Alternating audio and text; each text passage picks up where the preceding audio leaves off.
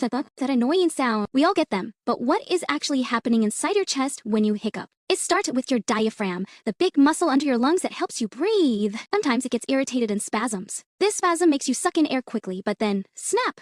Your vocal cords slam shut to stop the air. That snap is the hiccup sound. It's basically a glitch in your breathing system. The cure? Hold your breath. This increases CO2 in your blood, which can reset the diaphragm. Or try drinking water upside down. Or getting scared. Whatever works to reboot the system.